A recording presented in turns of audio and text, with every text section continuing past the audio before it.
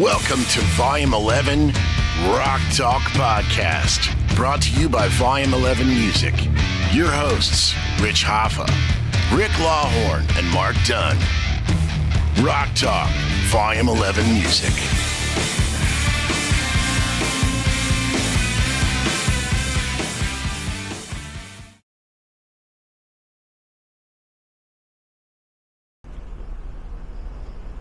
And we're rolling. This is RockTalk. Rolling. Yeah. Volume 11 Music in Fredericksburg, Virginia. I'm Rich. Rick Lawhorn. Mark Dunn. And we're gonna talk a little bit more about tone. We decided to expand on that. Tone's important. It's important. We're going to talk about some different players, and then we're going to get into some of the bands that we really liked that kind of just gave us the wow factor when we were coming up, and we're going to talk about some of the new bands that we've run across. And it's going to be different for me too, because I was out of the music industry for so long and kind of had a gap there. And so now I'm back into it. And then there's the Gap Band. The Gap Band, right? Yeah, that's it. So I guess you guys were always talking about, we were talking about Eddie Van Halen. Talk about Eddie. Mark, you're a huge Eric Johnson. Eric Johnson. So from a tone standpoint, that's impossible. Like nobody's got the best tone, but tone is a lot like cuisine. Okay. It's taste. Yeah, taste. It is. Yeah. And if you're talking about a jazz tone, like Pat Metheny has his own jazz tone.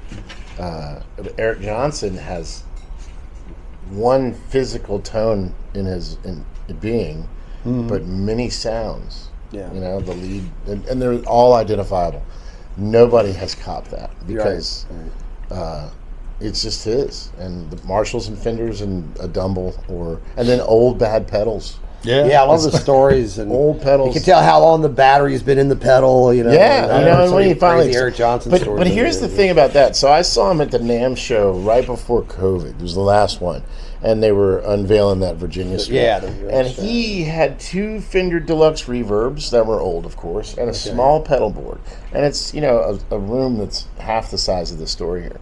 So it's a group of people just standing around him. And he plugs in, and it sounds exactly like the album. Yeah. So my point about the tone being in your fingers. Playing a bit. And then when he hit the gas to get the lead tone, it was funny because he stood up and got away from his own amps. But because he's dimed him, and there it was. It's like, how does that happen? It was. I'm like, I literally was like, why would you even take out the rest of that stuff that you have? But it's so when you think about how important it is that it's the person that is bringing that sound. It's the gear that's just amplifying it. Gear is not tone. Right. And I'll say. slide tone. I love George Harrison's slide tone. Oh yeah. But why would you not say anything about Dwayne Allman? Of course. Yeah, absolutely. And country guitar.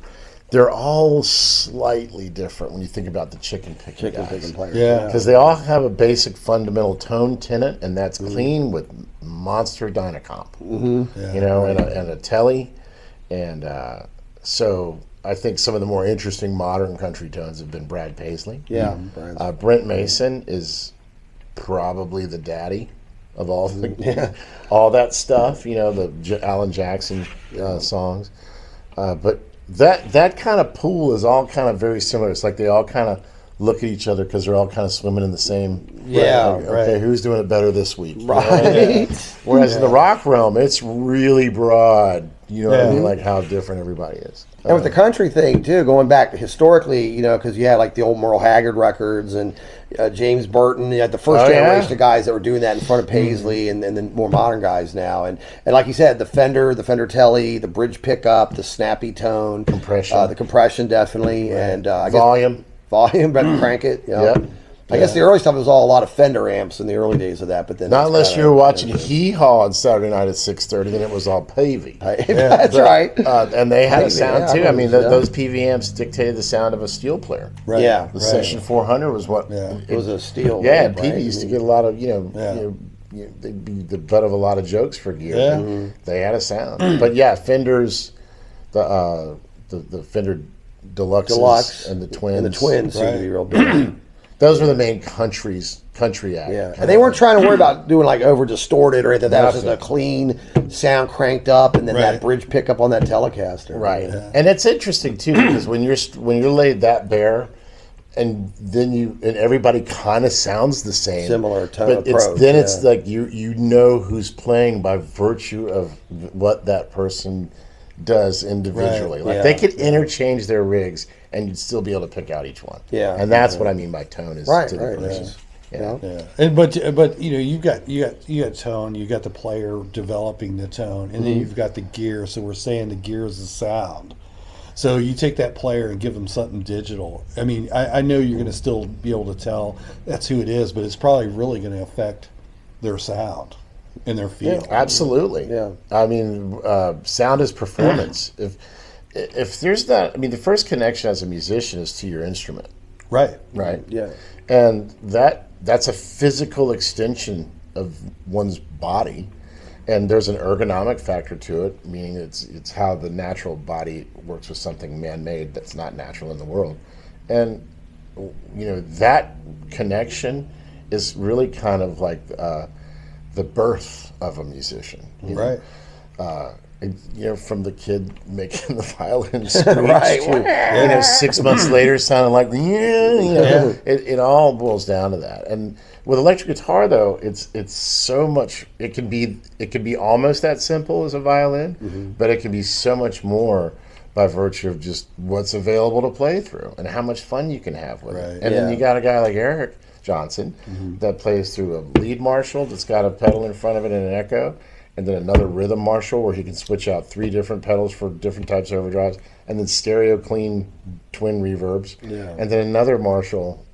The other one's just the backup. Whatever. But I mean, it's like, you can get as deep into sound with your tone as you want to, and it's a lot of fun. Yeah. Another thing too, I was going to bring up just for what's I'll just throw it out there. So we talked a little bit about Angus Young in our last episode, and love Angus. So Gibson guitar, turn it up loud, rock it out. And that's what he's done since the 70s. He's never really changed that much. But on the flip side, let's talk for a second about, say, Eric Clapton, who in the late 60s, he's playing a Gibson guitar into a Marshall amp with cream. And then by 1978, he's doing slow hand. It's a Fender Strat with single coils. A parts Strat. A part Strat, right. Into basically, I think, like a Fender amp without hardly any overdrive, really. He totally did a complete opposite of Angus. And, he totally switched everything he was doing. Number 2 on the 5-way. Yes, the whole time. Right. That plucky, funky Strat tone that's all over the 70s era Clapton albums. Definitely. Way different from Cream. Nothing like Sunshine of Your Love or White Room or Crossroads, which is that Gibson being cranked up and going through the. And then by 89 or 90, he was Soldano SLR 100. Yeah. Well, also same thing. Like I was always been a Jeff Beck fan, and watch the documentary. And do yourself a favor if you've never watched it, watch it. It's on one of the streaming platforms. I think it's on Showtime or one of those. But the guy, I mean, he just did it his way. Started off one way, and he's being this popular band, and he would go, I don't think this is going I'm much bored. farther. I'm bored with this. I'm going to go do something totally completely different. different. And then he'd get in and do another hot band and do the same thing, and just the way that he played, I think he's just the most distinct. Evolved over the years. No And you don't see anybody. Nobody's copying Jeff Beck. It's so unique. I want to be Jeff Beck when I grow up. You're not copying that stuff. No, he's untouchable. And when you listen to the stuff where when I say this, I'm not being mean, but he wanted to be Mahavishnu. So right, a lot of when you listen to that stuff, that was recorded pretty well, even though it was primitive. And I think he still kind of always sounded like that. Right. I mean, some of the guitar sounds changed, but the way he just addressed the instrument is probably the best example of how a human is only going to sound like that, no matter what. Yeah. The other thing about Jeff was interesting. In the old days, so he used a pick early on, right? But then he got rid of the pick, and then he went finger style with the thumb and the fingers, and of course doing all those cool tricks with the whammy bar on a Strat, to get every sound you can get, and make it sound like a slide guitar. And all the And crazy nobody tones. can do it. No, there's no one that's got that touch that Jeff Beck. And he could bend slightly out of tune, but make it sound Make it cool. make it work. Not make it work. It's like, oh, that's great. right. Yeah. Right. Like, Yeah. so, I always tell my students, and don't bend. If you're gonna bend flat, don't bend flat like Santana. Okay. Bend flat like Jeff Beck. Like Jeff Beck, and nobody can. So No, Jeff's he's peerless. He really is. That's right. He's one of a kind legend on the guitar. Yeah. we were gonna segue into talking about bands. Okay. I think we might have addressed a little bit of this on the very first episode, but when I'm the young. My family always had music going on, and I'm the little kid, so I didn't even know the names of the music I was listening to. You just liked whatever you heard. Yeah, because I'm not in charge of anything. Yeah.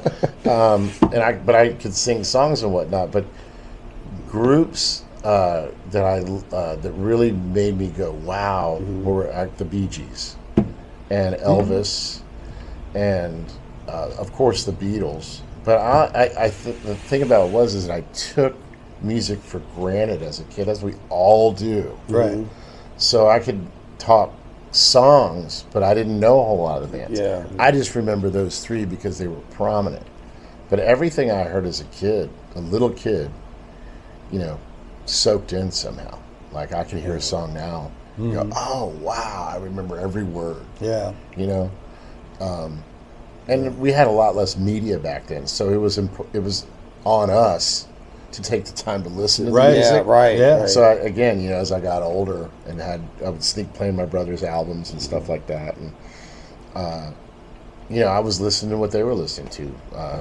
So my point is that aside from those big names I named, I listened to accidentally everything from Eddie Arnold out of my dad's collection to Larry Carlton, to of course Dixie Dregs. Yeah. Right, Seymour. And it's just like I just didn't know. I was just spinning You it. just heard stuff. That's cool. Yeah. Right. Especially if they weren't around. Yeah, Yeah, so, right. yeah. I mean, of course, my dad was a musician, so I grew up to Elvis and Chuck Berry and Little Richard and all that kind of stuff, and then I used to listen to my dad's reel-to-reel tapes all the time. I loved listening to his band play.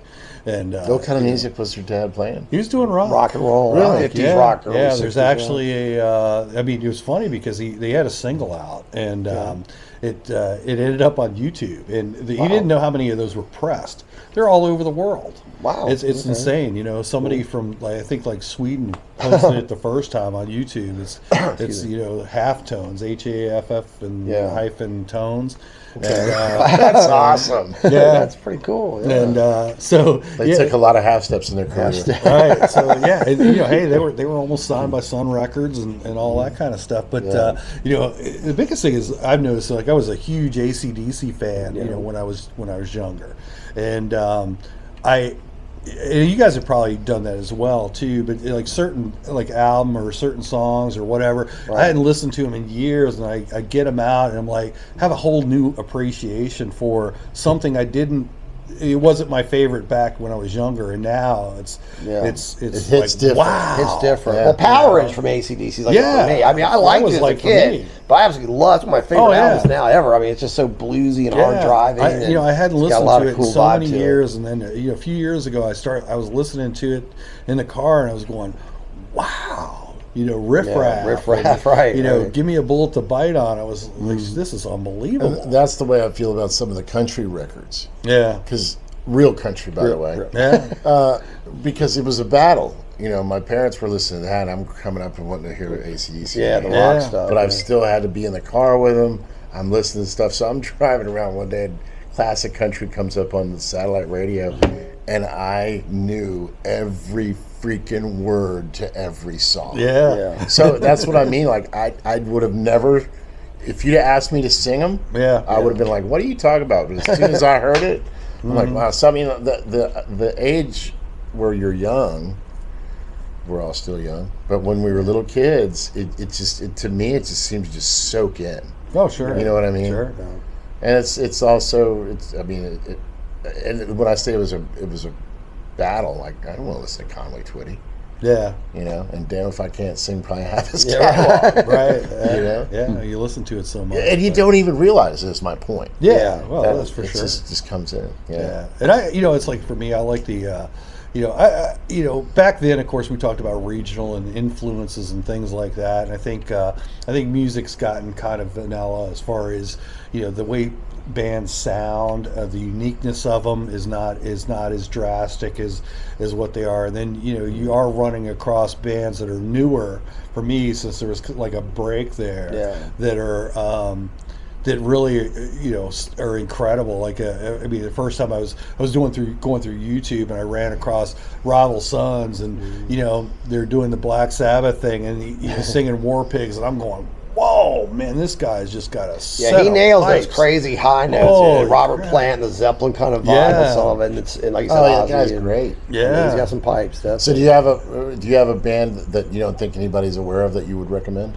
Well, I'm Not even new. I'm just one I'm that's like, really, the Dirty Honey thing. Yeah, I like Dirty Dirty Honey. is great. And then the band called Feel, they're a newer band. kind of a 70s They rock got that influence, but 70s they're newer rock. bands. And they've got influences, but they've got their own sound. Yeah. It's you can tell the influence, but their own sound. I mean, those three bands have really caught my eye as far as new stuff that I haven't. I mean, I don't know how long they all been out, but the thing with Dirty Honey. I mean, I heard the one song and I go, well, I'm gonna go on their website. I started listening to it. And I go, well, I'll go, download their songs. I go, well, that one's a good one. That one's a good one. That was good. And the whole album. Just download the whole album. I did. I ended up downloading the whole album. I was like, it's fantastic.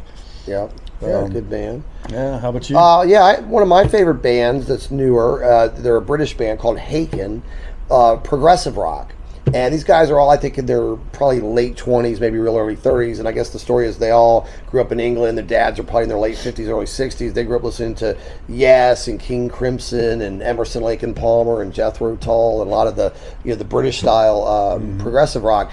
And they kind of soaked that in, but they were also listening to Dream Theater and Steve Vai and Joe Satriani and a lot of great, musicians that are actively recording today, and got a band going. They got a handful of good albums, very good, complex Haken? progressive. H-A-K-E-N? Yeah, H-A-K-E-N. Haken. Yep.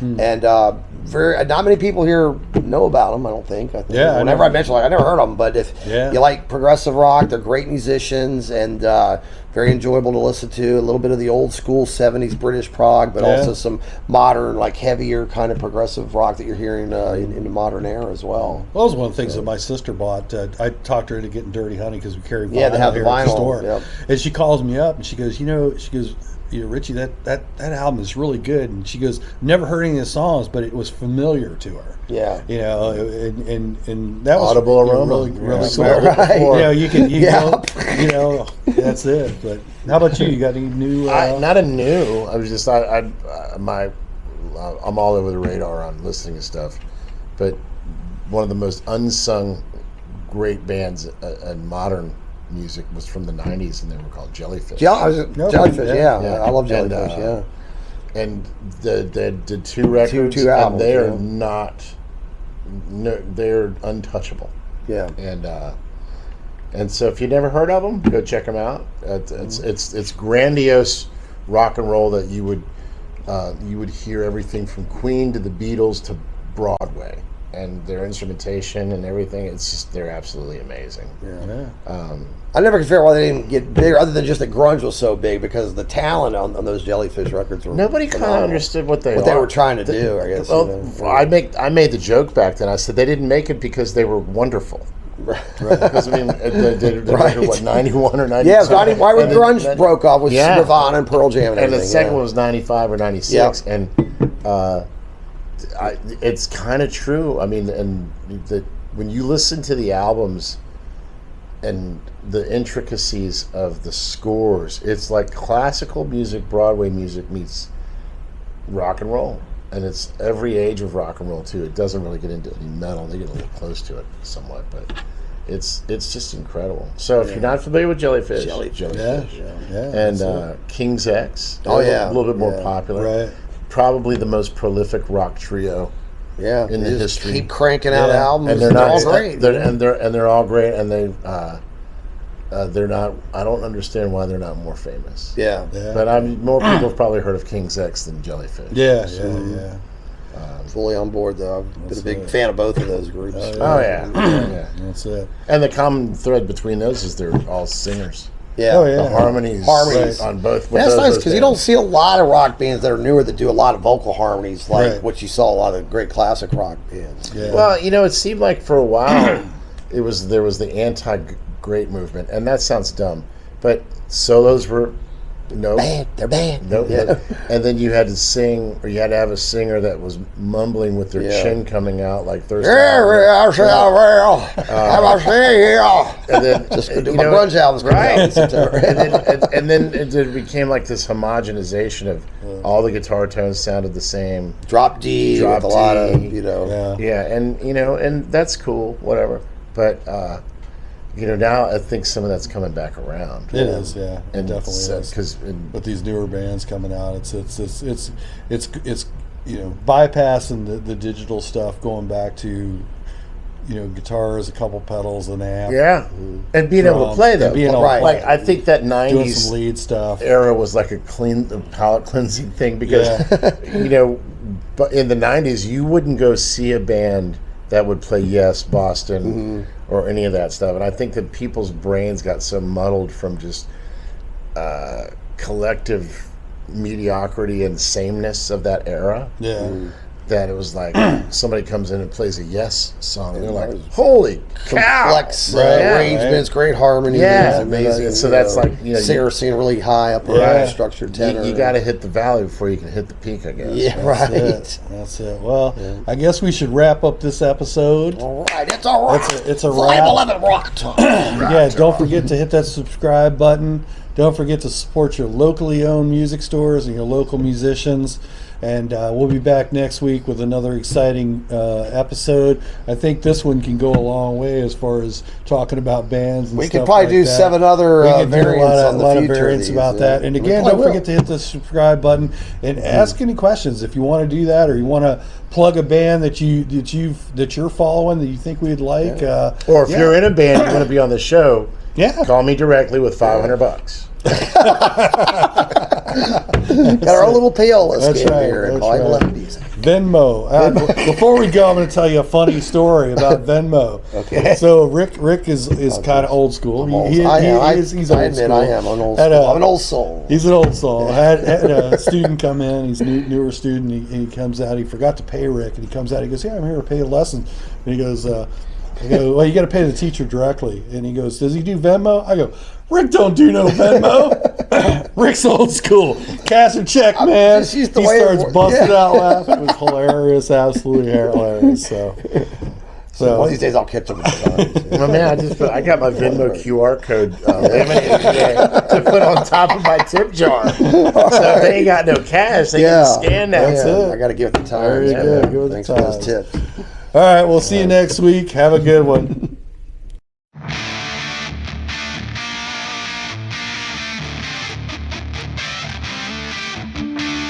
This has been an episode of Volume 11 Rock Talk Podcast, brought to you by Volume 11 Music.